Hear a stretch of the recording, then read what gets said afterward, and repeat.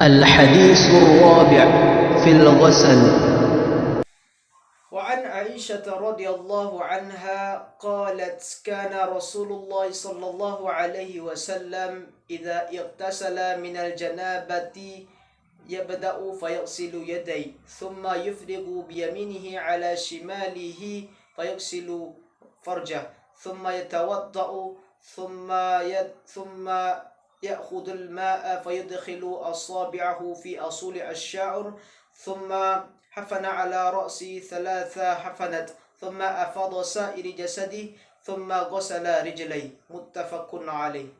Dari Aisyah radhiyallahu anha yang mengatakan Rasulullah sallallahu alaihi wasallam biasanya jika mulai mandi junub ia mulai dengan membersihkan kedua tangannya, kemudian menuangkan air dari tangan kanan ke tangan kiri, kemudian ia mencuci kemaluannya, kemudian ia berwudu, kemudian ia mengambil air untuk memasukkan jari-jarinya ke pangkal-pangkal rambut, kemudian ia menyiram kepalanya dengan 3 genggaman air, kemudian ia mengguyur seluruh tubuhnya, kemudian mencuci kedua kakinya. Muttafaqun alaih.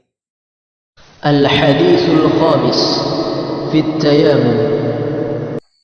وعن عمر بن ياسر رضي الله عنهما قال بعثني النبي صلى الله عليه وسلم في حاجة فأجنبت فلم أجد الماء فتمرغت في الصاعد كما تمرغت الدابة ثم أتيت النبي صلى الله عليه وسلم فكذرت ذلك له فقال إنما كان يكفيك أن تقول بيديك هكذا ضرب بيديه الأرض ضربة واحدة ثم مسح الشمال على اليمين وظاهر كفيه ووجهه رواه البخاري ومسلم. Dari Ammar bin Yasir radhiyallahu anhuma mengatakan Rasulullah sallallahu alaihi wasallam telah mengutusku untuk suatu keperluan. Kemudian aku mengalami junub dan aku tidak menemukan air. Maka aku melakukan berguling-guling di atas tanah selayaknya hewan yang berguling-guling di atas tanah. Maka kemudian aku menceritakan hal tersebut kepada Nabi sallallahu alaihi wasallam. Kemudian Nabi sallallahu alaihi wasallam bersabda, sesungguhnya cukuplah engkau melakukan seperti ini. Seraya beliau memukulkan tangannya ke permukaan bumi sekali pukulan dan kemudian beliau meniupnya.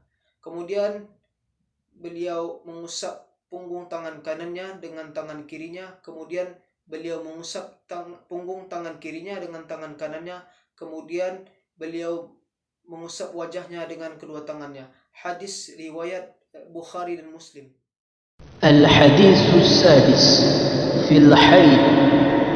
وعن حمنة بنت جهش قالت كنت أستحاض حيضة كثيرة شديدة فأتيت النبي صلى الله عليه وسلم أستفتيه فقال إنما هي رقدة من الشيطان فتحيض 6 أيام أو 7 أيام ثم اغتسلي فإذا استنقعت فصلي 24 أو 23 وصومي وصلي فإن ذلك يجزئك وكذلك فافعلي كل شهر كما تحيض النساء فإن قويت على تؤخر الظهر وتعجلي العصر ثم تغتسلي حين تظهرين وتصلين الظهر والعصر جميعا ثم تؤخرين المغرب وتعجلين العشاء ثم تغتسلين وتجمعين بين الصلاتين ثم تغتسلين مع الصبح وتصلين قال وهو أعجب الأمرين إلي رواه الخمسة إلى النسائي وصحيح ترمذي وحسنة بخاري. Dari Hamnah binti Jahsy ia berkata, aku pernah mengeluarkan darah penyakit yang banyak dan deras sekali, kemudian aku menghadap Nabi sallallahu alaihi wasallam untuk meminta fatwanya. Lalu beliau bersabda, sesungguhnya itu hanya gangguan dari setan. Maka anggaplah 6 atau 7 hari sebagai masa haidmu. Kemudian mandilah. Jika engkau telah bersuci, maka solatlah 24 atau 23 hari berpuasa dan solatlah, karena hal itu cukup bagimu. Kerjakanlah seperti itu setiap bulan sebagaimana wanita-wanita yang haid. Jika engkau kuat untuk mengakhirkan solat zuhur dan mengawalkan solat asar, maka kerjakanlah. Kemudian engkau mandi ketika suci dan solat zuhur dan asar dengan jamak. Kemudian engkau mengakhirkan solat maghrib dan mengawalkan solat isya, lalu engkau mandi pada waktu subuh dan solatlah. Beliau bersabda, inilah 2 hal yang paling aku sukai. Diriwayatkan oleh Imam 5 kecuali Nasai, sahih menurut Tirmizi dan hasan menurut Bukhari.